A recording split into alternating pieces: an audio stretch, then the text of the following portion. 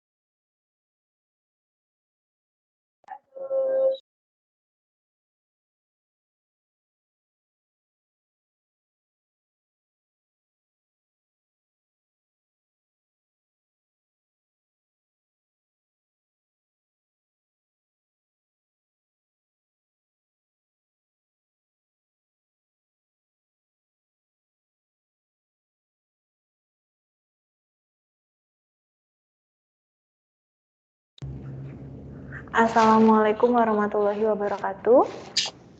Waalaikumsalam warahmatullahi wabarakatuh. Waalaikumsalam. Waalaikumsalam wabarakatuh. Oke, selamat siang semuanya. Kita ketemu lagi nih setelah Lebaran. Sebelumnya minal aidin wal faizin, mohon maaf lahir dan batin. Semoga semuanya dalam keadaan sehat nih. Kita kembali lagi di perkuliahan ya. Kita ketemu lagi untuk perkuliahan semester genap ini ya, dimana teman-teman bersama saya ya di perkuliahan kewarganegaraan. Untuk nilai masih belum ya, mungkin yang teman-teman tunggu aja. Saya belum selesai periksa ujian gitu ya, karena kemarin juga habis mudik jadi belum kepegang. Nanti mungkin akan ada dalam waktu dekat, atau mungkin ya kalau misalnya ini dalam waktu 2 minggu ke depan gitu ya untuk nilainya. Karena nilai tugas juga belum ya, karena presentasi juga masih belum semuanya ya di kelas ini ya kalau nggak salah. Nah, untuk itu kita pertemuan hari ini memulai lagi ya, atau melanjutkan kembali nih presentasi kelompok dari teman-teman kelas APN U3 ini ya. U3 kan ya? Ya, Bu. Oke. Ya, Bu. Yang siap nih mau presentasi hari ini ada kelompok berapa?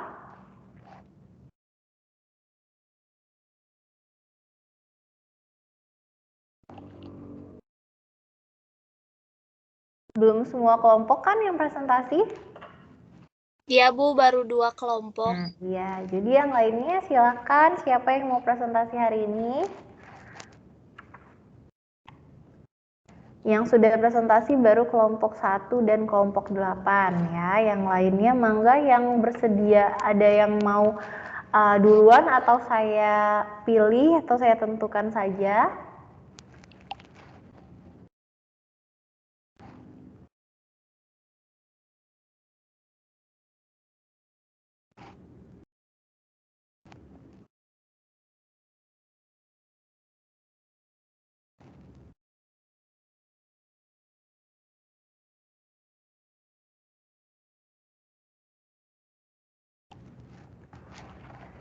Oke, kalau misalnya nggak ada yang mau duluan ya, berarti saya tentukan saja ya kelompok-kelompok yang akan presentasi di hari ini. Mungkin saya mau minta untuk teman-teman kelompok 3. Udah hadir semua teman-teman kelompok 3?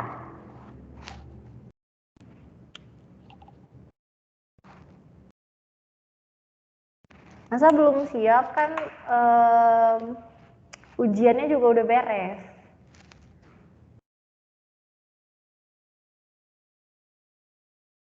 Kelompok 3, kelompoknya siapa? Kelompok 3.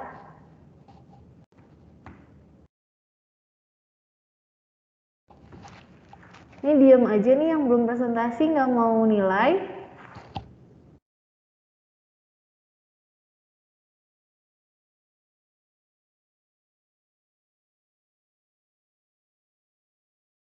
Saya hitung sampai 10 ya, kalau misalnya nggak ada yang mau presentasi berarti cuma 2 kelompok ya yang ada nilai tugasnya ya. 1, 2, 3, 4, 5, 6, 7, 8. Oke, ini ada yang raise hand. Silahkan kelompoknya Ajeng, kelompok berapa Ajeng? Kelompok 2 Ibu. Oke, silahkan kelompok 2 ya. Langsung aja di-share dan dimulai presentasinya.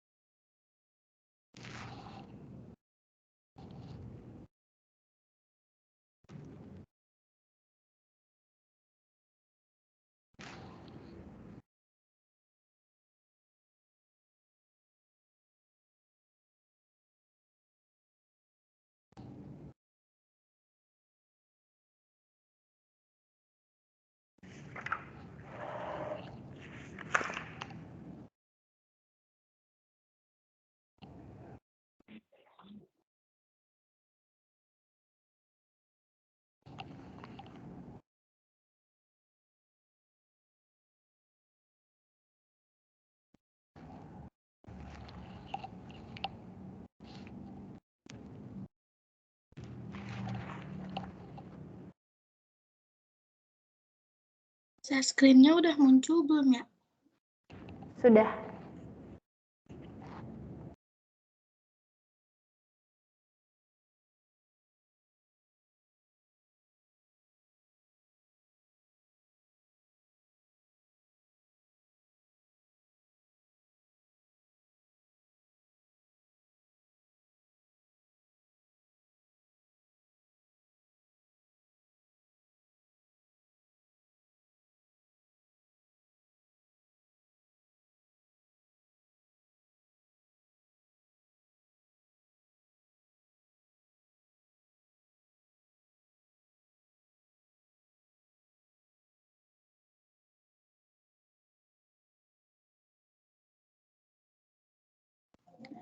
Assalamualaikum warahmatullahi wabarakatuh. Saya Jondi Ajhar selaku moderator kelompok 2.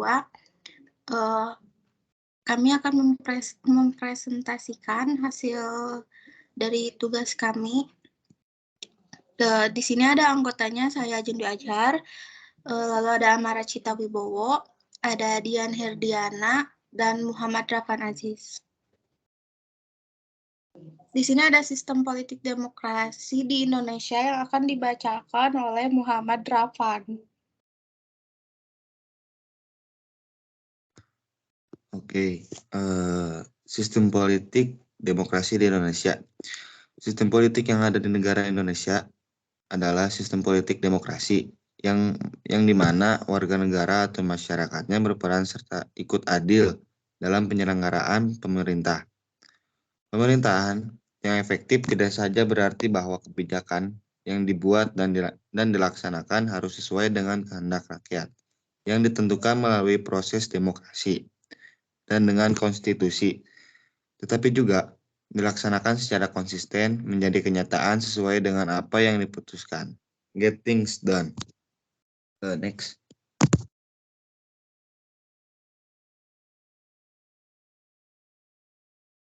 Lalu ini ada 4 masa demokrasi di Indonesia yang akan dipaparkan oleh Amara Cita.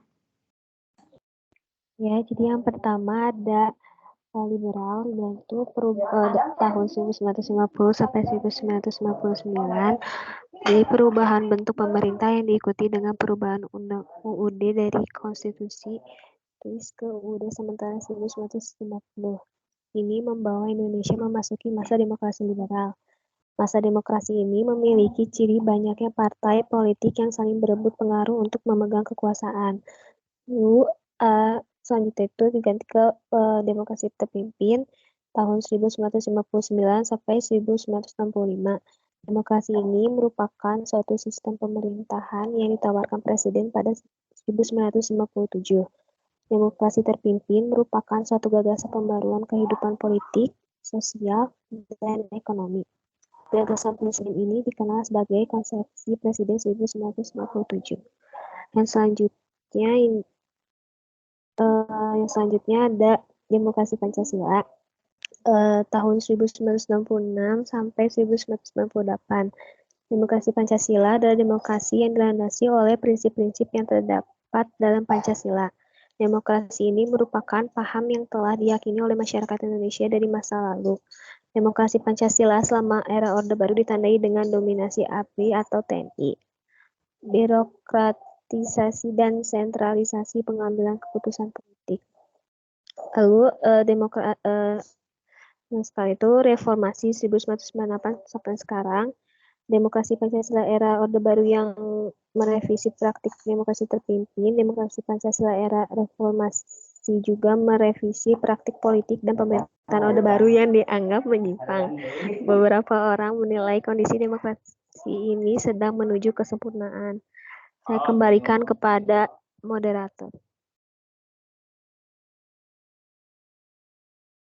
Ya, makasih Amara. Lalu di sini ada pandangan kelompok kami mengenai demokrasi saat ini yang akan dipaparkan oleh Dian. Baik, terima kasih. Di sini ada pandangan mengenai demokrasi saat ini. Di Indonesia seharusnya ada ketegasan dari pemerintah untuk menentukan sikap yang seharusnya dan menjalankan keadilan. Jika pemerintah mau memperdulikan rakyat dan memiliki visi dan misi yang jelas mengenai arah negara dalam menjalankan tugasnya, dengan benar untuk mensejahterakan rakyat dan bersikap adil menindak para pejabat yang koruptor, dihukum sesuai dengan undang-undang, kepercayaan rakyat kepada pemerintah akan kembali. Namun, hal ini belum ditunjukkan oleh pemerintah Indonesia dan kemungkinan runtuhnya demokrasi di Indonesia akan tetap ada. Ya, kembalikan ke moderator.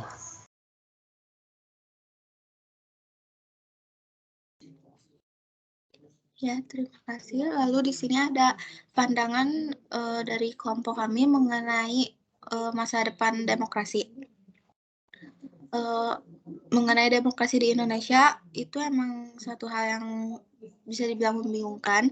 Demokrasi itu sendiri memiliki pengertian yaitu sistem pemerintah di mana hukum, kebijakan, kepemimpinan, dan usaha suatu negara atau pemerintah diputuskan oleh rakyat.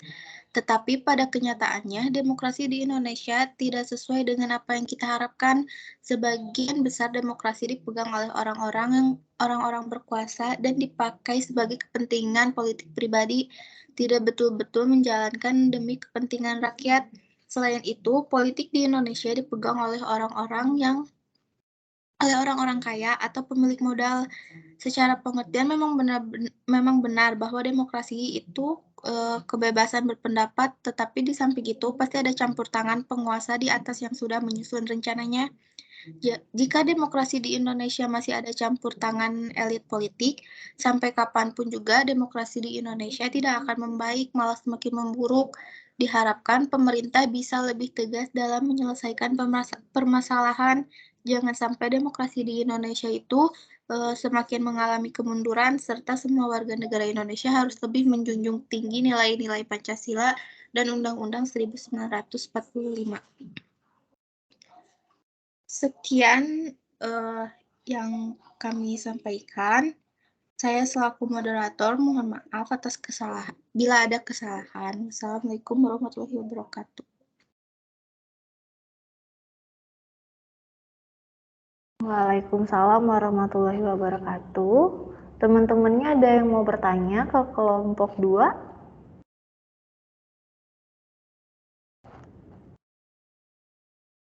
Ajeng mungkin masih berlanjut ya, ini teman-temannya ada yang bertanya, silahkan. Iya, baik Bu.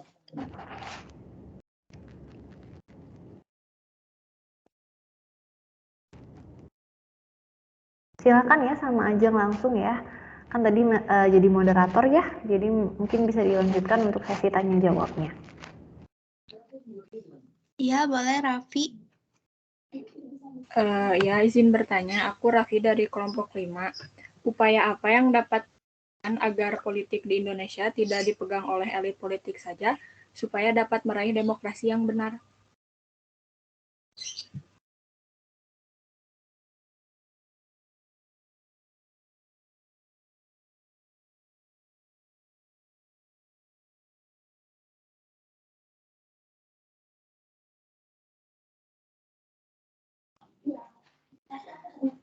Ibu, izin ditampung dulu aja ya. Iya, silakan. Boleh selanjutnya Firda. Baik, saya Firda dari kelompok 4, izin bertanya. Saya itu masih kebingungan soal yang kalian presentasikan yang di slide pertama, yang tentang get things done itu maksudnya seperti apa ya?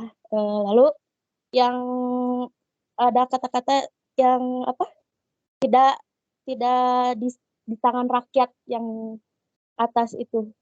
Jadi pengen penjelasan aja yang itu, dua hal itu. Terima kasih.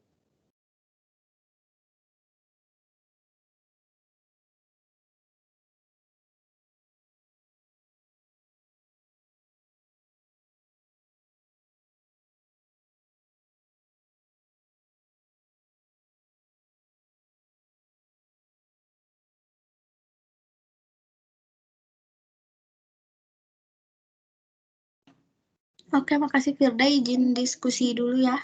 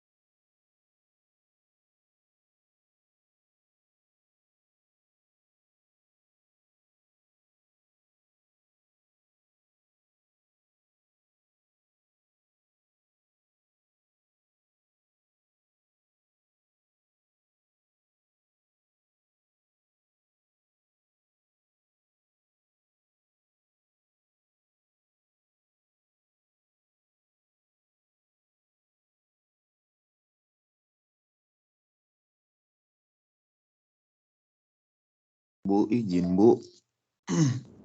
Iya, silakan. Tadi pertanyaan yang Firda Bu kurang jelas, soalnya tadi suaranya patah-patah. Boleh diulang? Oke, mungkin Firda silakan diulangin lagi. Oh iya, pengen nanya yang poin di slide 1 itu tentang pengertian sistem demokrasi, sistem politik yang di Indonesia itu yang get things down itu maksudnya seperti apa, belum gitu. Jadi tuh pengen pengen lihat lagi sih slide pertama, kalau nggak salah di situ tuh ada kelompok kalian mencantumkan sistem politik Indonesia itu tidak seluruhnya ada di tangan rakyat. Nah, itu tuh maksudnya kayak gimana?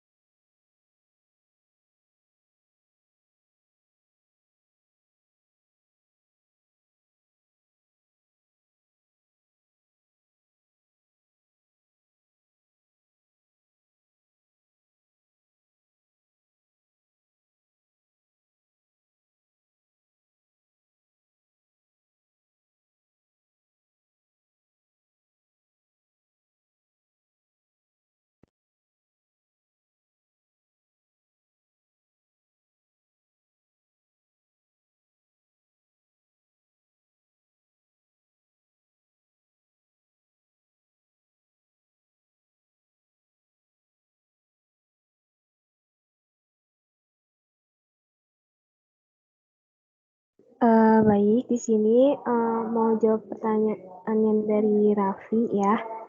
Upaya yang dapat dilakukan itu meningkatkan dulu partisipasinya. Jadi ada 3 hal yang harus diperhatikan gitu. Pertama, harus ada kompetisi dalam arti jabatan-jabatan publiknya harus dikompetisikan. Terus kedua, partisipasi dalam rangka mempengaruhi kebijakan pemerintah. Ketiga, kebebasan berpendapat. Dalam hal ini, pemerintah tidak boleh menghalangi gerakan kelompok atau organisasi masyarakat. Dengan demikian, partisipasi memiliki peranan yang penting, baik bagi setiap individu untuk mengontrol dan mengawasi kebijakan pemerintah agar terhindar dari tindakan penyelewengan yang dapat merugikan masyarakat. Mungkin segitu aja jawabannya. Gimana, Raffi? Iya, udah cukup. Makasih, Amara. Sama-sama.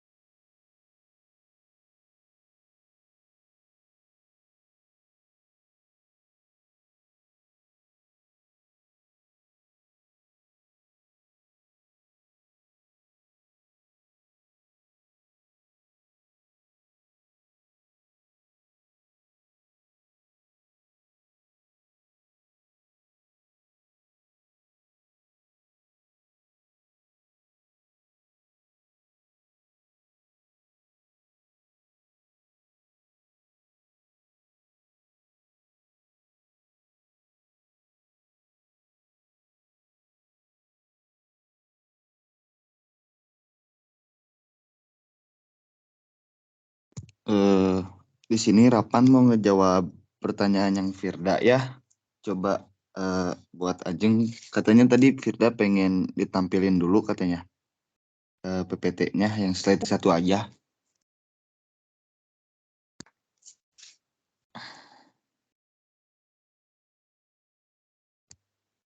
Tuh kan yang dikurungin tuh ada tuh get things down tuh yang ditanyainnya sama Firda.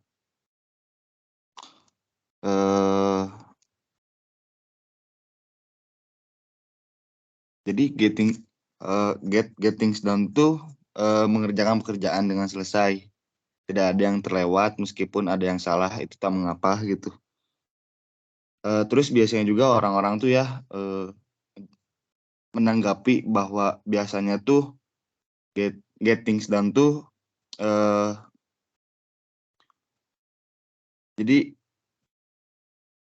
semuanya tuh perfect gitu, alias perfeksionis gitu. Jadi banyak juga yang salah mengartikan gitu ya. Jadi ya pada intinya get things done tuh mengerjakan pekerjaan dengan selesai, tidak ada yang terlewat meskipun ada yang salah, itu juga nggak apa-apa. Paham nggak sih? Ada lagi yang ditanyain nggak, Berda? Oh, jadi nyambung ke atas ya. Jadi kebijakan tuh harus dibuat sesuai dengan kehendak rakyat, terus juga Ya, dengan konstitusi gitu. ya, Maksudnya gitu. sudah untuk Ya, oke, oke. gitu. Oke ya tuh ya. Kalau udah paham, Oke, oke. saya kembalikan lagi ke moderator.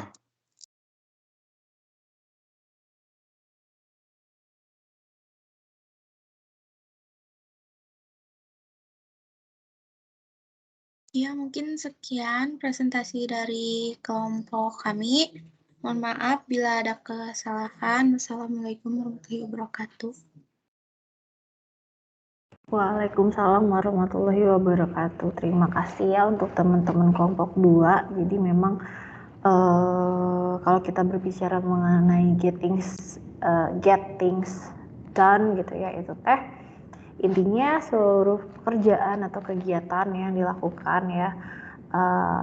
Misalnya nih ada list tugasnya tuh atau list hal yang dilakukan ya. Jadi dia harus mengerjakan semuanya sesuai dengan apa yang ada di dalam list itu, kemudian bisa dikerjakan sebaik mungkin semuanya ya, diterapkan, pokoknya terorganisir gitu ya. Jadi kita melihat bagaimana kita belajar bahwa kita harus bisa mengatur sesuatu ya. Jadi semua urusan tadi bisa terkendalikan atau bisa terselesaikan gitu ya. Jadi ini mungkin bisa dikatakan sebagai salah satu metode yang baik ya, atau yang tepat gitu dalam mengerjakan sesuatu atau membuat sesuatu hal gitu ya, misalnya dalam pemerintahan gitu yang dilakukan. Jadi apapun poin-poin yang ingin dilakukan itu dikerjakan semua, tidak terlewati gitu ya, walaupun mungkin hasilnya tidak optimal gitu ya, setidaknya tidak ada pekerjaan yang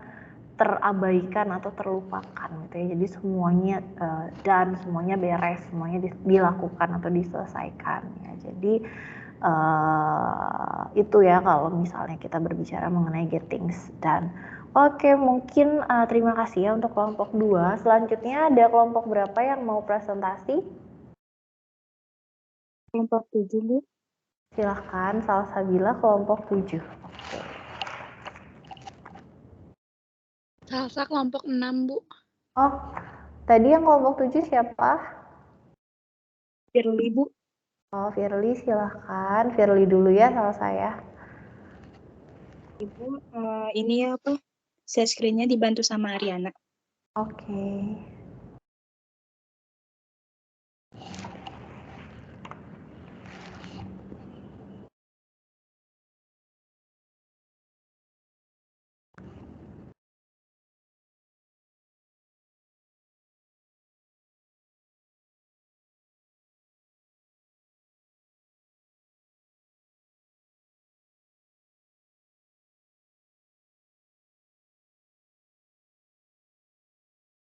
Apakah share screen-nya sudah terlihat? Sudah. Baik. Assalamualaikum warahmatullahi wabarakatuh. Waalaikumsalam warahmatullahi wabarakatuh. Jadi akan demokrasi. Anggotanya yaitu Firly Anggraeni Ningrum, kemudian Jihan Nur Fauzia, lalu yang ketiga Natasha Naflah Putri, lalu yang keempat Wulan Nur Fajrianti. Yang pertama, sejarah perkembangan demokrasi Indonesia akan dijelaskan oleh Natasha. Dipersilakan.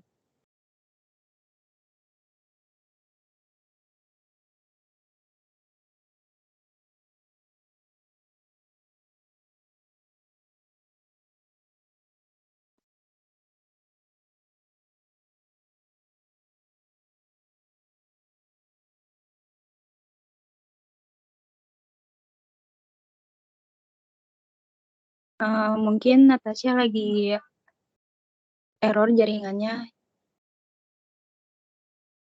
Mungkin sama Firly aja ya dijelasinnya.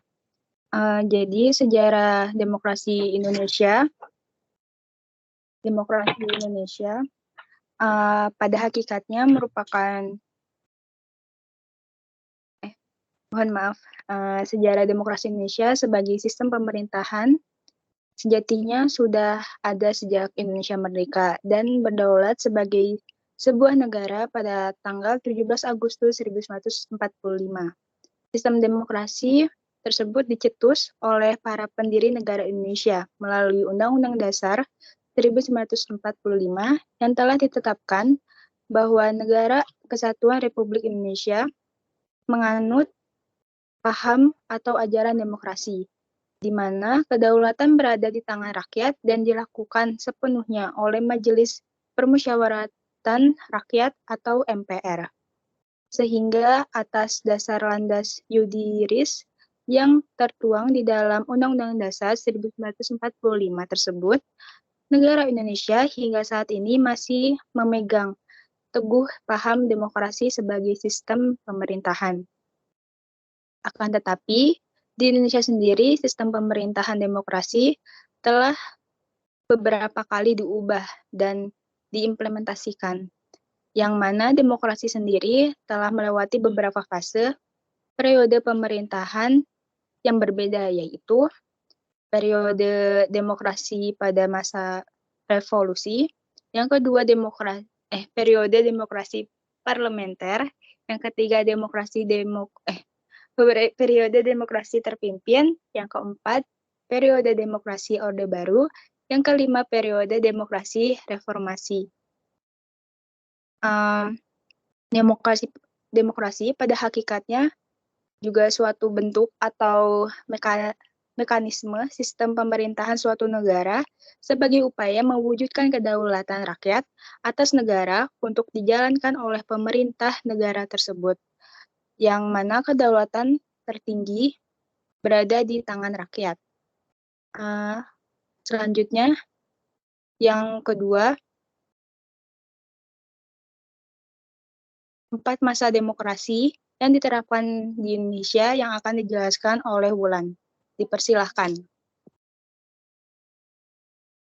Baik, terima kasih. Saya lanjutkan. Ada 4 masa demokrasi yang pernah diterapkan di Indonesia. Yang pertama, demokrasi parlementer tahun 1945 sampai 1959. Demokrasi parlementer adalah sistem pemerintahan di mana parlemen negara punya peran penting. Pada sistem ini, rakyat memiliki keleluasaan untuk ikut campur urusan politik dan boleh membuat partai. Selain itu, para anggota kabinet juga diperbolehkan mengkritik pemerintah jika tidak setuju terhadap sesuatu. Negara Indonesia ternyata pernah menganut sistem ini mulai 17 Agustus 1945 sampai 5 Juli 1959. Tokoh-tokoh Indonesia yang mempercayai dibutuhkannya demokrasi parlementer atau dikenal demokrasi liberal, diantaranya Muhammad Hatta dan Sultan Syahrir. Yang kedua, demokrasi terpimpin dari tahun 1959 sampai 1965. Demokrasi terpimpin merupakan sebuah sistem dalam pemerintahan yang pusat pemerintahan dan pengambilan keputusannya dijalankan oleh pemimpin pemerintah. Sehingga dalam sistem ini yang mengendalikan pemerintah dan membuat kebijakan adalah satu orang saja. Sehingga di dalam sistem pemerintahan ini, rakyat atau warga negara dapat dibilang tidak memiliki peran yang besar atas semua kebijakan yang ada. Lalu yang ketiga, demokrasi Pancasila dari tahun 1965 sampai 1998.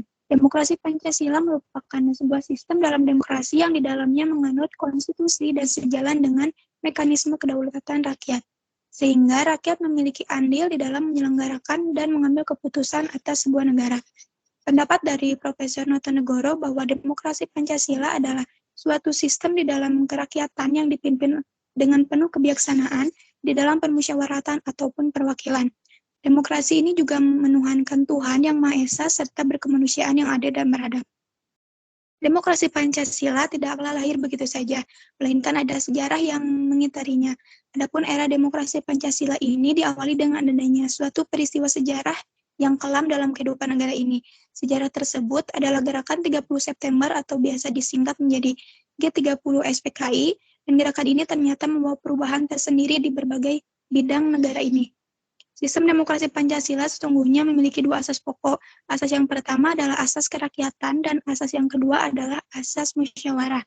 Yang dimaksud dengan asas kerakyatan adalah adanya suatu kesadaran untuk mencintai rakyat Indonesia, mewujudkan perasaan senasib seperjuangan, dan juga mengedepankan cita-cita dari rakyat itu sendiri. Juga adanya jiwa kerakyatan tinggi dan juga mengerti nasib rakyat serta keinginan bersama. Sedangkan untuk asas musyawarah sendiri adalah asas yang di dalamnya sangat memperhatikan sisi kehendak dan juga aspirasi rakyat. Dan untuk yang terakhir yaitu demokrasi Pancasila era reformasi dari tahun 1998 sampai sekarang. Setelah berhentinya Soeharto dari jabatan presiden, Indonesia mulai melakukan perbaikan di berbagai bidang, termasuk politik. Masyarakat Indonesia sepakat untuk kembali menerapkan demokrasi pada sistem politik yang ada. Tujuannya agar terwujud kebebasan yang selanjutnya akan menciptakan kedaulatan rakyat. Saya kembalikan kepada moderator. Baik, selanjutnya, bagaimana pandangan kelompok mengenai demokrasi Indonesia saat ini? Yang akan dibacakan oleh saya. Saat ini, demokrasi yang ada di Indonesia adalah demokrasi Pancasila era reformasi yang disahkan pada tahun 1998 sampai saat ini. Demokrasi Indonesia diganti menjadi demokrasi Pancasila pada saat Presiden B.J. Habibie karena ingin menguatkan fondasi seperti terciptanya kebebasan dalam pers, berlakunya, kemudian memberikan kesempatan pada rakyat untuk memberi pendapat, dan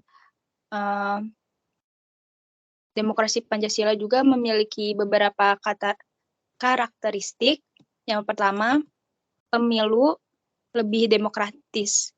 Sistem pemilu menggunakan hak pilih warga masyarakat Indonesia.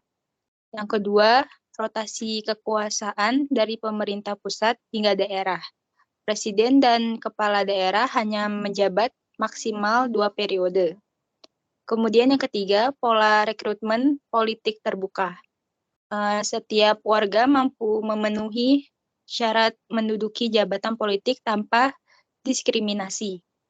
Lalu yang keempat, hak-hak dasar warga negara terjamin. Terjamin di sini maksudnya kebebasan menyatakan pendapat, kebebasan pers, dan lain sebagainya. Menurut kelompok, kondisi demokrasi Indonesia saat ini kualitasnya sudah mulai menurun karena terlihat dari pembatasan yang dibuat pemerintah untuk masyarakat atas nama keamanan yang membuat asumsi bahwa pemerintah berupaya memusatkan kekuasaan dan pengambilan keputusan yang digunakan hanya untuk kepentingan politik. Terdapat juga kelemahan check and balance dari DPR, seperti sikap DPR yang lambat dalam merespon pemerintah pusat.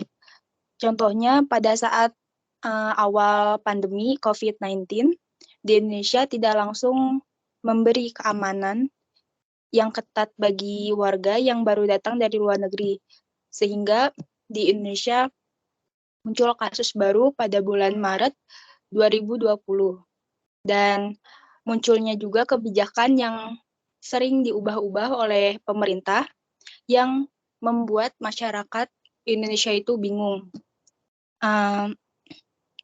Kemudian selain itu, penegakan hukum di Indonesia juga sudah mulai mewujudkan ketidakadilan, khususnya tuh bagi masyarakat kecil. Contohnya kasusnya Nenek Asyani, yaitu kasus pencurian kayu milik perhutani Situ Bondo yang divonis 1 tahun penjara dan denda sebesar 500 juta rupiah.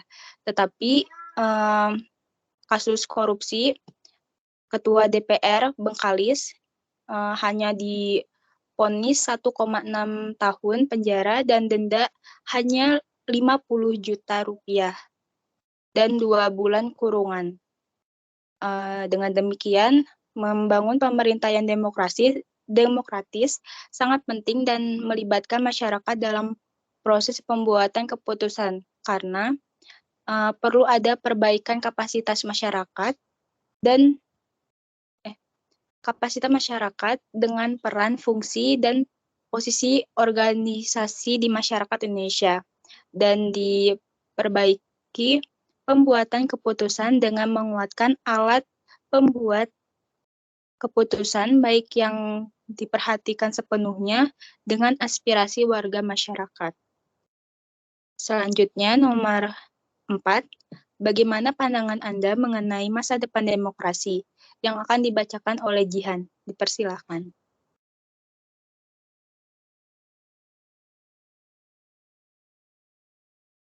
Pandangan mengenai masa depan demokrasi bangsa Indonesia di masa depan akan mengalami banyak perubahan, mulai dari perubahan sistem pemilu dan sistem kepartaian, perubahan peran masyarakat, dan perubahan moral politik yang akan bergeser sangat signifikan. Perubahan tersebut dapat disebabkan oleh faktor internal maupun eksternal bangsa itu sendiri. Masa depan demokrasi di Indonesia perlu dikawal oleh institusi negara yang kuat, karena adanya oknum atau kelompok yang ingin memisahkan diri dari NKRI, ingin mengganti ideologi Pancasila, serta ingin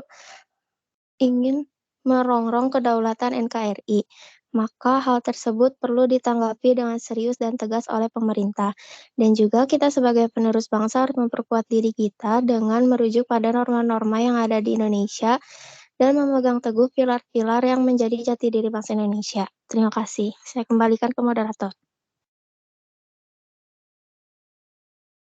Baik, dipersilakan jika ada yang ingin bertanya.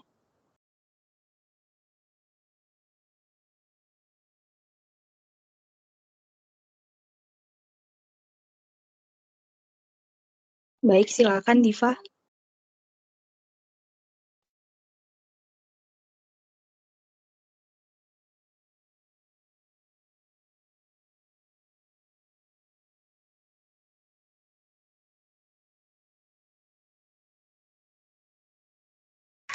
Halo, udah ada suaranya? Ada. Oh iya. Mau bertanya? Saya Diva dari kelompok 1 ya. Nah, kan negara Indonesia menganut sistem pemerintahan demokrasi Pancasila. Pasti punya tujuannya kan sama ada landasannya. Nah, apa aja tujuannya sama ada berapa tujuannya dan apa aja gitu landasannya. Gitu. Makasih. Baik, kita tampung dulu ya. Selanjutnya, silakan Ariana. Baik, terima kasih. Nama saya Ariana dari kelompok 5. Izin bertanya, tadi di slide yang pendapat kelompok kalian mengenai demokrasi saat ini itu tercantum kalau demokrasi itu menurun. Nah, pertanyaannya bagaimana cara menanggulanginya dengan permasalahan yang sudah disebutkan tadi? Banyak faktor serta banyak faktor penghambat gitu. Contohnya anak muda yang saat ini tuh kurang aware terhadap politik. Nah, bagaimana cara mengatasi turunnya demokrasi tersebut di Indonesia? Terima kasih. Baik, Ariana. Izin berdiskusi sebentar ya.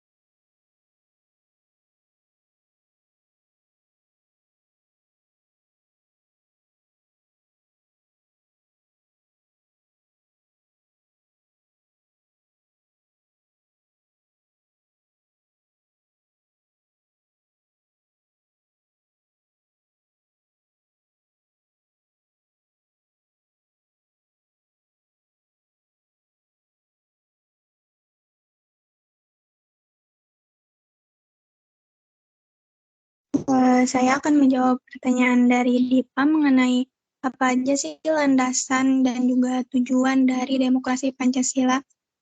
Landasan dari segi hukumnya itu ada yang pertama Proklamasi 17 Agustus 1945, yang kedua Dekret Presiden 5 Juli 1959, yang ketiga Supersemar atau Surat Perintah 11 Maret 1966, yang keempat, pembukaan Undang-Undang Dasar 1945.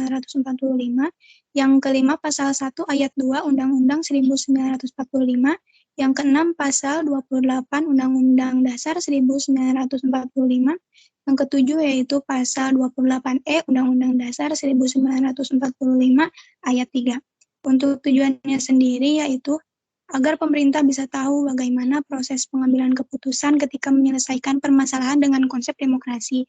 Lalu yang kedua, semua tatanan pemerintahan di Indonesia berjalan sesuai falsafah negara ini. Yang ketiga, menjamin pemerintahan Indonesia bertanggung jawab sepenuhnya kepada tugasnya kepada rakyat. Yang keempat, sistem konstitusional di negara ini bisa dipatuhi dan dilaksanakan sebagaimana mestinya. Dan yang terakhir, membuat semua warga negara Indonesia turut berpartisipasi dalam kehidupan negara dan mau melaksanakan pemilu dengan menggunakan hak suaranya. Bagaimana, Diva? Apakah sudah cukup? Cukup, terima kasih. Sama-sama.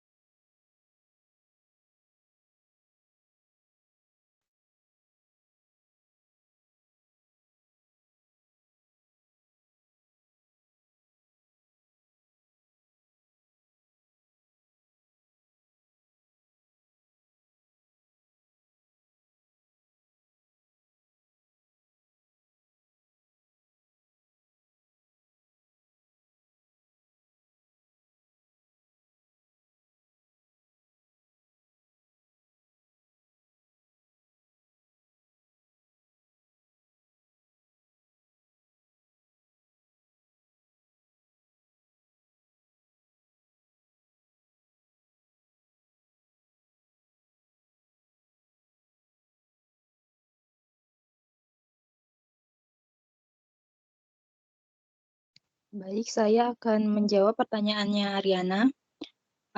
Bagaimana menanggulangi ketidakadilan di Indonesia dan bagaimana agar anak muda itu aware gitu dengan kondisi politik yang ada di Indonesia. Jawabannya, mungkin kita bisa melakukan dengan cara pemerintah membuat kebijakan yang tegas dan tidak merugikan gitu salah satu pihak. Kemudian juga pemerintah harus memperhatikan semua pihak dalam proses pengambilan keputusan terhadap suatu permasalahan. Dan pemerintah juga seharusnya tuh bisa merespon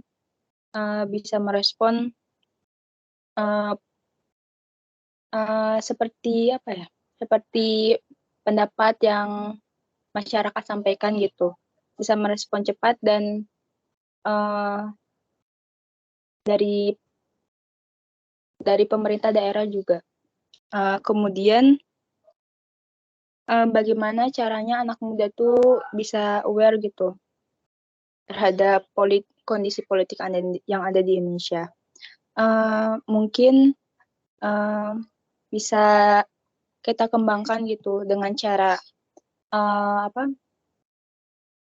melakukan webinar gitu tentang politik Indonesia, ataupun kita juga bisa dengan cara melalui media seperti kalau sekarang tuh anak muda itu lebih suka lihat TikTok, mungkin kita bisa memanfaatkan gitu media sosial tersebut gitu dengan membuat video-video tentang politik di Indonesia atau tentang ketidakadilan yang ada di Indonesia saat ini, agar anak muda atau mahasiswa tuh aware gitu, lebih aware terhadap kondisi Indonesia saat ini.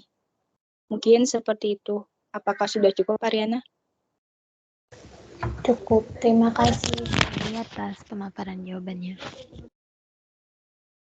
Baik, mungkin dari kelompok 7 sudah cukup. Wassalamualaikum warahmatullahi wabarakatuh. Waalaikumsalam warahmatullahi wabarakatuh. Baik, terima kasih kelompok 7 ya tadi mengomentari nih jawaban dari Firly tadi. Baik ya, bener ya. Jadi memang kalau kita mau memberikannya untuk di masa keadaan situasi seperti saat ini, yang mengedukasi generasi-generasi muda saat ini tuh caranya jangan yang monoton gitu ya, atau membosankan gitu ya. Bisa melalui media-media tadi ya, bagaimana memang anak-anak muda zaman sekarang itu lebih banyak aktif di sosial media ya. Bisa dengan bikin konten mungkin pengetahuan tentang politik itu seperti apa, tentang pemerintahan itu seperti apa ya. Kalau ada nih misalnya ya pegawai-pegawai pemerintahan misalnya, kalau mereka mau mengedukasi ya itu adalah cara yang baik gitu ya, dengan mereka masuk nih ke sosial media itu sendiri, mereka bikin konten kreatif yang memang baik gitu ya, atau bisa menarik perhatian nih para anak-anak muda tadi untuk kemudian mereka jadi mau mengikuti atau penasaran ya, pengen tahu, pengen mendalami gitu ya, pengen tahu lebih jelas atau pengen melihat lah ya, pengen tahu, rasa ingin tahunya tuh juga makin besar gitu ya. Kalau kita melihat sebuah konten yang menarik, kita jadi mengamati, kemudian kita cari lagi nih konten-konten serupa ya, atau pembahasan-pembahasan yang sama. Jadi itu juga merupakan cara yang baik ya, karena memang tidak bisa kita pungkiri ya, sosial media sangat besar ya perannya untuk berbagai hal ya di kehidupan saat ini, bahkan untuk belanja, mencari informasi. Dari kita nggak tahu apa-apa, dengan kita melihat di sosial media, oh kita jadi teredukasi, terinformasi dengan baik gitu ya. Itu adalah hal yang umum ya dilakukan dengan sekarang. Jadi konten kreator itu banyak nih penghasilannya sekarang, atau banyak jobnya gitu ya. Jadi nggak sepi nih untuk saat ini jobnya. Jadi memang itu adalah salah satu cara yang baik sekali ya untuk diterapkan pada masa sekarang ini. Oke, terima kasih ya untuk teman-teman kelompok 7. Nah, mungkin untuk hari ini kita cukupkan sampai di sini dulu ya. Jadi 2 kelompok nih. Nah, nanti minggu depan 2 kelompok lagi mungkin ya, kelompok 6. Tadi ya kelompok 6 tadi sudah mencalonkan diri ya, tadi kelompok 6 untuk pertemuan minggu depan yang pertama, nanti mungkin kelompok lainnya. Dan 2 kelompok terakhir mungkin saat pertemuan kita di kampus ya, karena kita sudah full luring ya untuk pertemuan ke-10. Jadi kelompok lain, 2 kelompok terakhir nanti akan langsung ya di kampus ya. Nah, untuk hari ini teman-teman ada yang ingin ditanyakan? Sudah cukup ya, jadi nanti untuk rangkuman dari tugas itu akan disampaikan di akhir ya. Jadi termasuk bisa dibilang rangkuman materi dari perkuliahan kita. Bahkan ini dari sebelum UTS ya, jadi mungkin nanti masih akan muncul juga ya saat UAS ya. Untuk itu mungkin terima kasih banyak ya untuk teman-teman semua untuk pertemuan hari ini. Nanti kita ketemu lagi di pertemuan berikutnya dan mungkin kita bisa bertemu langsung pada pertemuan ke-10 ya, 2 minggu lagi ya. Semoga semuanya sehat selalu. Terima kasih banyak. Sampai ketemu. Wassalamualaikum warahmatullahi wabarakatuh. Waalaikumsalam warahmatullahi wabarakatuh. Waalaikumsalam warahmatullahi wabarakatuh. Terima kasih Bu. Oke, saya end meeting ya.